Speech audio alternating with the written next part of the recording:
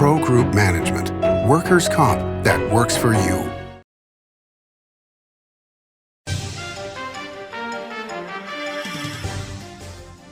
Welcome to Nevada Newsmakers. On the broadcast today, we're going to have a lot of opinions from Victor Joecks. He's the opinion writer for the Las Vegas Review-Journal, here for the whole show on an all-new Nevada Newsmakers. Jet into the Carson Valley Inn for cash and getaway giveaways. Cash and free play drawings every Thursday and Saturday with a $1,000 winner guaranteed each drawing night. And grand prize giveaways including $10,000 in cash or the ultimate Hawaiian vacation package guaranteed. It's the cash and getaway giveaways only at the Carson Valley Inn. Take a look at Pro Group Management and see how your workers' comp requirements can be met head-on. By taking a proactive approach, Pro Group can assure that your company is meeting or exceeding state and federal standards. As you move forward in your industry, Pro Group moves with you, simplifying regulatory tasks, clearing the way so you can get the job done and look to your future success. Pro Group Management, workers' comp that works for you. Truck drivers are some of the hardest working people you'll meet, delivering over 70% of America's freight and 92% of Nevada's. When there's a natural disaster, they're delivering critical supplies to help those communities recover and rebuild. Every sector of the economy and our nation's military rely on truck drivers. So let's take a moment to say thank you. On the open road or city streets, our truck drivers are rolling to make our economy and our nation stronger. Trucking moves America forward. Like a traditional handmade basket, retail is woven into the fabric of life in Nevada. From big box to mom and pop, retail supports our communities in countless ways. Jobs for the disabled, team uniforms for kids, help for the elderly, and so much more. Retail employs over 1 in 10 workers. Retail supports Nevada, and we support retail. RANNV.org. It's the 10 million point Break the Bank giveaways at Tamarack Casino. Plus, win your share of $50,000 in cash. The 10 million point Break the Bank giveaways plus $50,000 in cash at Tamarack Casino. Now through February 25th. Your good times are at Tamarack Casino. Nevada Newsmakers Studio is located at the headquarters of the Nevada Trucking Association. Motion and purpose are a truck's greatest virtue. This is Nevada Newsmakers with host Sam Shad, a no-holds-barred political forum. Now, from the Nevada Newsmakers broadcast headquarters, here is Sam Shad. And back on Nevada Newsmakers, we're always pleased to welcome back to the program Victor Joecks. He is the opinion writer for the Las Vegas Review-Journal. Pleasure to have you back, sir. Thanks so much for having me, Sam. You're always welcome. So we have a new governor, Joe Lombardo. What are your hopes and expectations? Well, my hopes are that he does what he says he wants to do. His rhetoric has been, I think, really good on issues like school choice, reforming school safety, improving public safety by not going soft on criminals. And it's going to be interesting to see what happens. I mean, obviously, Democrats control both houses of the legislature, and so it's kind of going to be an interesting thing to watch. How hard of a negotiator does he turn out to be? Well, one would think with his experience, and I think that this is a fascinating thing as a contrast between the previous governor and Governor Lombardo, is that Governor Lombardo has actually experience as a CEO type running a massive organization with all kinds of different things that you have to deal with as a sheriff, which are in a lot of ways similar to what you would have to deal with state government, wouldn't you think? Yeah, I think he's got a lot of experience. I mean, I think he's certainly positioned to do very well. But people always talk about, let's bring the business people in. They know how to run things, and government's just a little bit of a different beast when it comes to passing legislation. When it comes to reforming state agencies, the governor's got a lot more direct control, and I'm optimistic that Governor Lombardo will demand a little more performance from agencies like the unemployment division. But in terms of passing the policies he wants, that's a different thing entirely, because it's not just, I want this, the people want this, pass it. Democrats are going to have a vote. And so I think in order to get the priorities that he wants, things like school choice, which Democrats oppose, he's going to have to hold back something that they want. And I think it's going to go right down to the end to see who blinks. Well, that's always the exciting part about going to a legislative session. It's not the first month, but the last month and the last week. It's interesting to watch Lombardo because the previous governor, when he was running for office, made a lot of overtures to business that he was going to be business friendly, and yet he really turned out to be the least business friendly governor I think that we've seen. Would that be your take on it? Yeah, I mean, I think it was very intrusive in terms of the policies that he passed. You know, he raised taxes, even though he wanted to say he didn't raise taxes. And then obviously the COVID thing was unexpected, but I mean, he literally shut down every quote unquote non-essential business in the state and left those in place for I think far too long. Even if you grant that at the beginning there were a lot of unknowns, and you know that you know, granted it's an exceptional circumstance, but no one could have imagined that at the beginning of his term, and it just, you know, it kind of defined what he did. You know, he thought the government should be running more things instead of letting you know, businesses and businessmen and women make those decisions for themselves. I also thought it was interesting that one of the first things that Governor Lombardo did was cut out all the remaining pieces of the state of emergency that was still in place. Yeah, isn't it incredible to think about that there were still things in place, you know, relating to something that happened in March and April of 2020, and here we are almost 3 years later, and the government's you know, still clinging to power. You know, one of the things I hope Governor Lombardo does is he pushes a bill to limit the power of the governor, to say that, you know, if you want to have this kind of prolonged emergency in place, you need some buy-in from the state legislature. You know, that bill didn't get a hearing 2 years ago. It'll be interesting to see now the dynamics are shifted. You know, will Democrats be more willing to pass a bill like that if it limits the power of a Republican governor? Will a Republican governor want to limit his power like that? I think that's something to watch. Yes, indeed. And we've seen on a federal level that sometimes moves you make that are expedient of a time can come back to bite you. And I think if we had a conversation with the late Senator Reid, that he might have some different views on the filibuster, for example, because of the way things have gone. Let's talk about the election that just passed. You know, I was reading a piece yesterday from November Inc. That talked about the fact that, in their opinion, that it wasn't that Republicans didn't turn out for the election, but it was the gerrymandering that lost them so many of the races. Is that your take? I mean, I think there's a lot of truth to that, especially when you look at the legislative races and the congressional races. You know, Democrats took a risk by you know, reducing their majority in Congressional District 1, and they hope to do just enough to maintain support in CD3 and CD4, and they did. I mean, the legislature is a perfect example. I mean, how do you have a Republican governor win statewide and Democrats take a supermajority in the state assembly? Gerrymandering. I mean, that's what it is, right?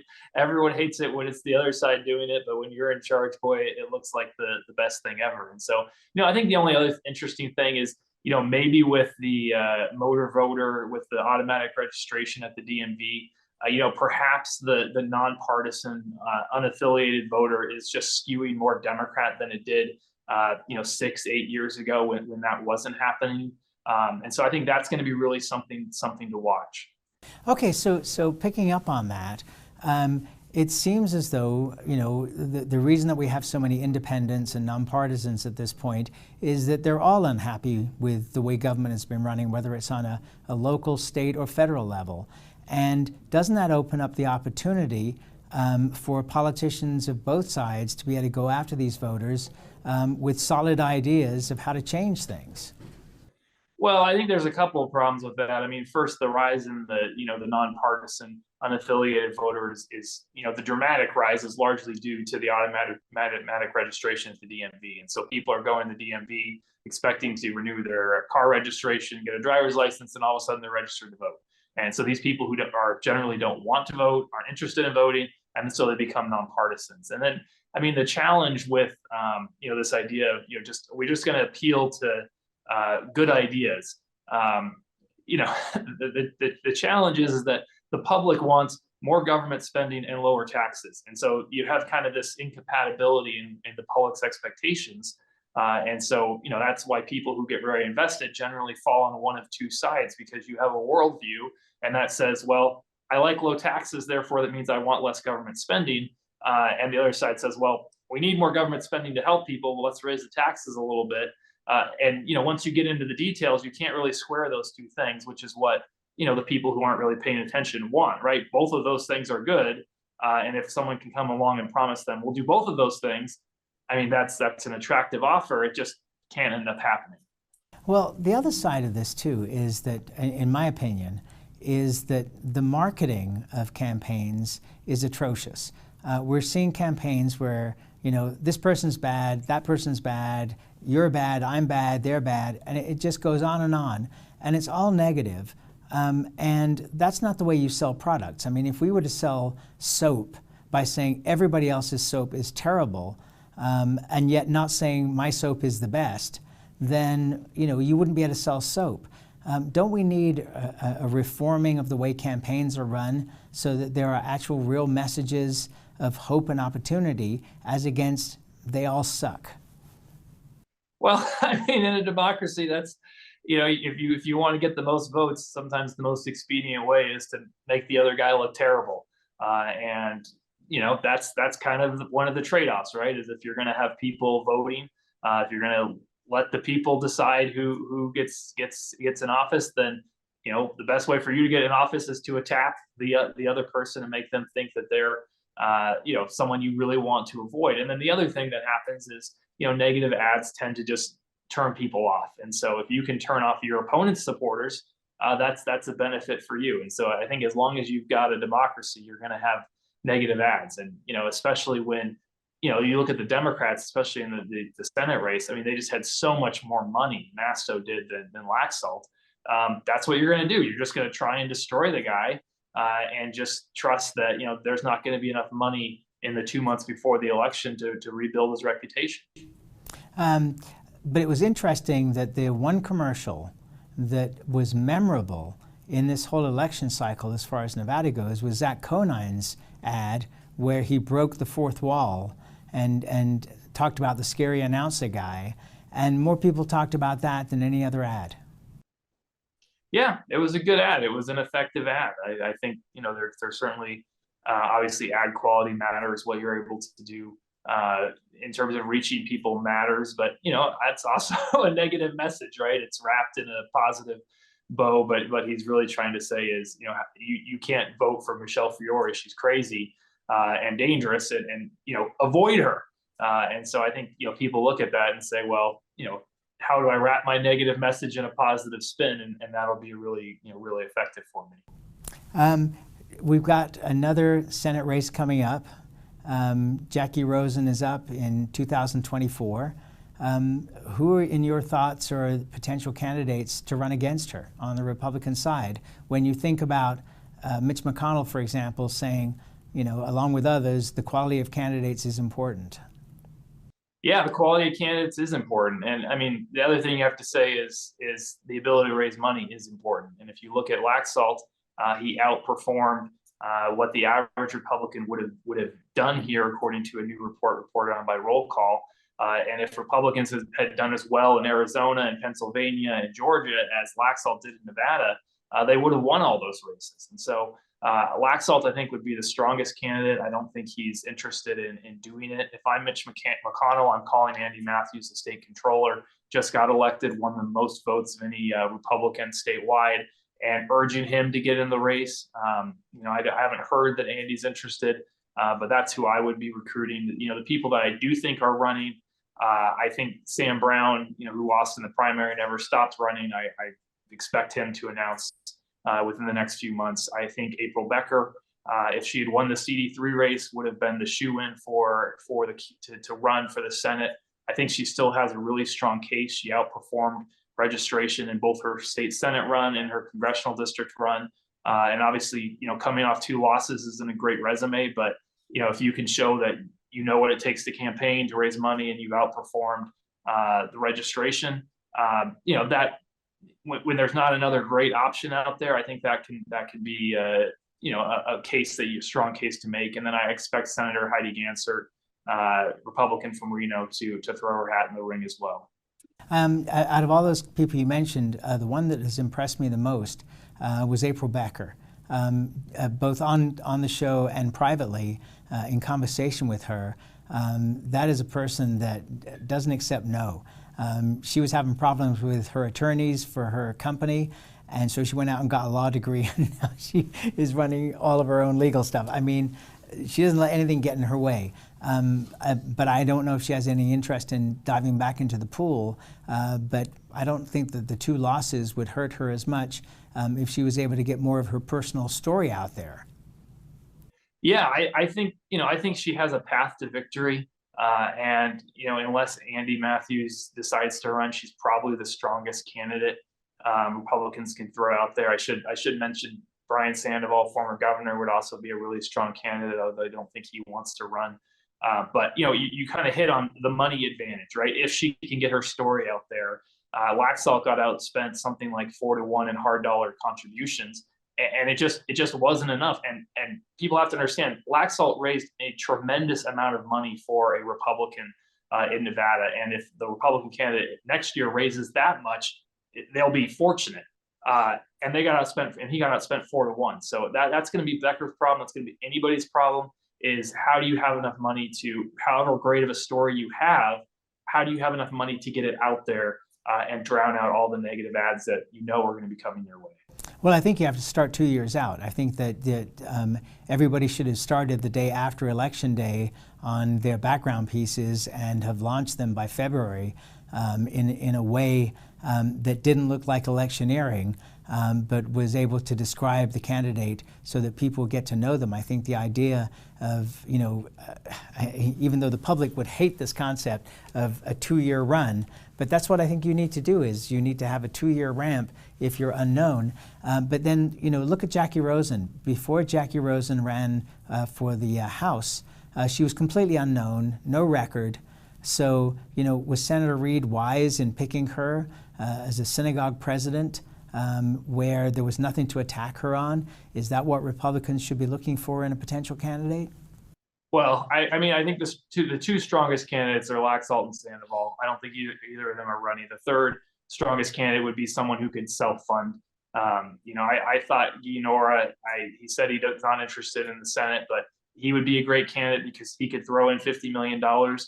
You look at someone like Rick Harrison, the Pawn Stars star, he would be a good candidate. And so, more than candidate quality, if you wanted to say who's in the next tier, it's someone who can self-fund and really provide their campaign and is willing to provide their campaign with $40 million. And then, if that person doesn't emerge, and they very rarely do, then you get into the level of someone like Andy Matthews or April Becker.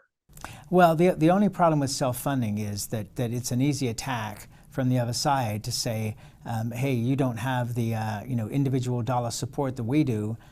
You're putting all your own money in.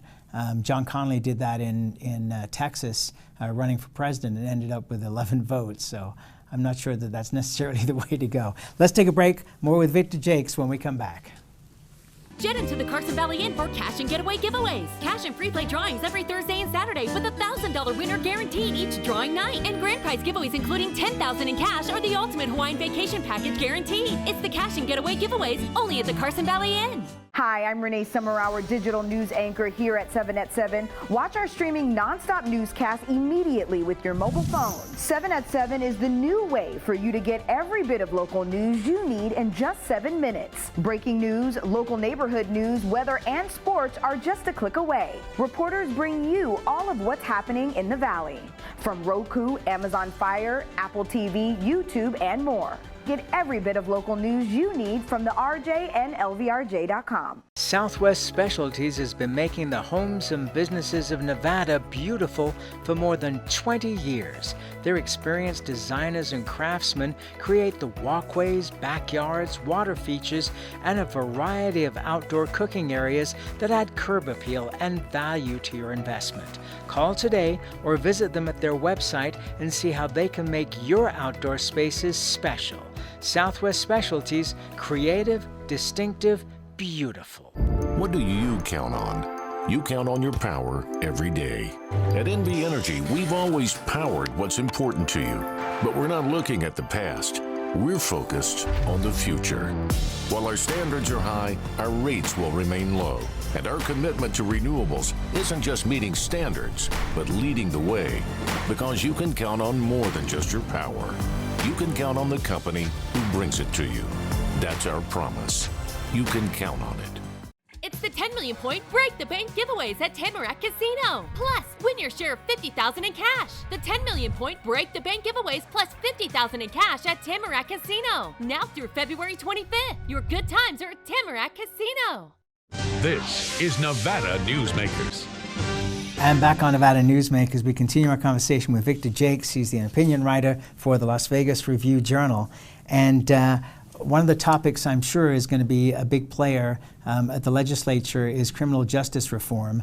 The bills that were passed 2 years ago have caused a lot of consternation for sheriffs and DAs across the state.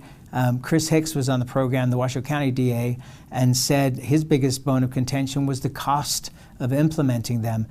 Is this going to be a big story here at this legislative session? Yeah, it's going to be a huge fight. You know, it's interesting to look back at the last campaign.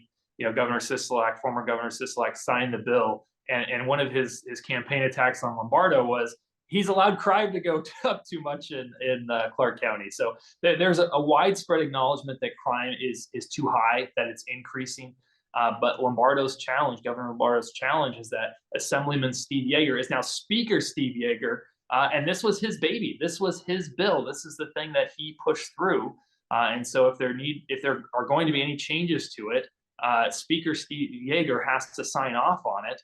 And it's going to be interesting to see what happens there. If I'm Lombardo, I'm taking a hard line and I'm saying these are the changes that we need to keep Nevadans safe. And if you don't make them, I'm going to let Nevadans know that you and your fellow Democrats are the ones responsible for rising crime. And I'm going to take that to the voters in 2 years. I would not accept a compromised bill. I wouldn't accept a watered down bill because that kills his chance of getting real reform by electing more Republicans.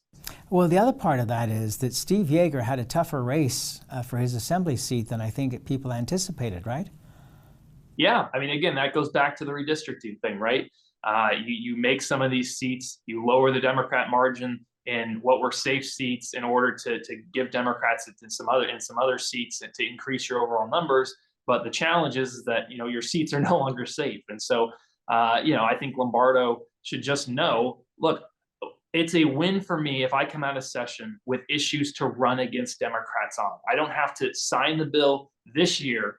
If I hold the line, if I show the public, this is, you know, the difference in visions, my vision and Democrats' vision, and I go out and raise a lot of money, I get good candidates, and we come back in 2 years with the majority or close to it, that's how he's going to get reforms done. I don't necessarily think it's going to happen in the next 120 days. All right, let's take another break and we'll be right back. Pro Group Management is the place where companies can find workers' comp solutions that are designed to meet their specific business requirements. As regulations evolve, Pro Group takes a proactive approach to clear the path to make sure your business stays ahead of the curve.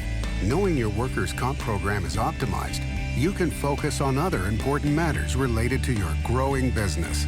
Pro Group Management, workers' comp that works for you. Retail's impact on Nevada's economy? Enormous. 8,600 businesses, large and small, employing 145,000 workers. And last fiscal year, retail paid tax on nearly $60 billion in sales. We're the Retail Association of Nevada. We support retail, we help it grow, and we mean business. RANNV.org. As you know, Reno is booming. Toll's development company is helping it grow with insightful design and development, building community with every project, adding beauty, adding excitement, emphasizing our shared humanity. Reno is becoming bigger. Toll's development is helping it become better, more livable, more enjoyable. To learn more, go to tollsdevelopment.com. tollsdevelopment.com.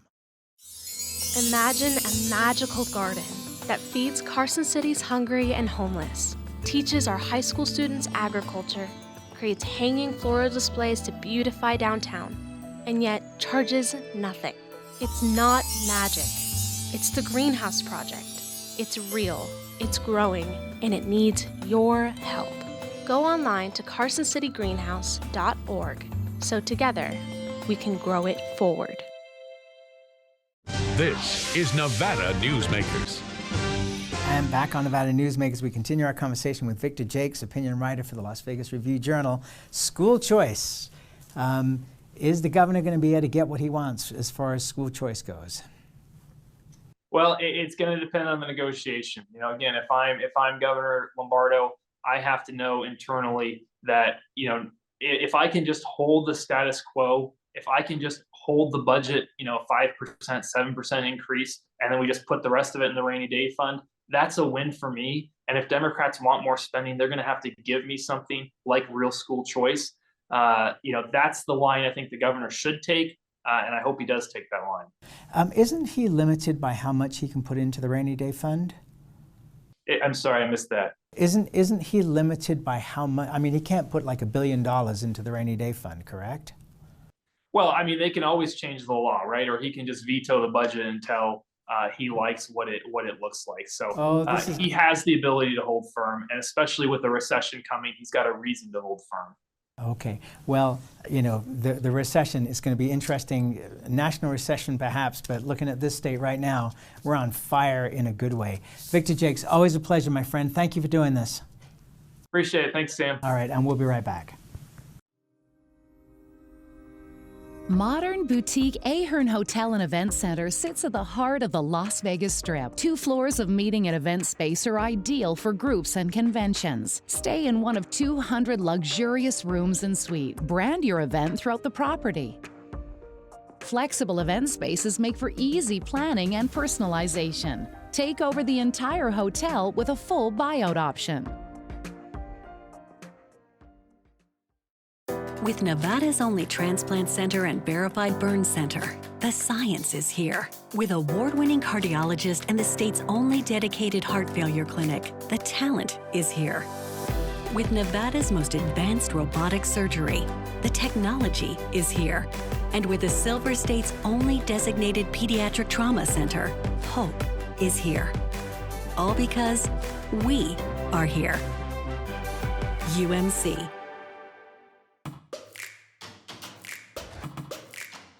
Snorkel personnel lifts are engineered beyond the industry norm to an uncommon level of safety and durability, and with an eye towards sustainability.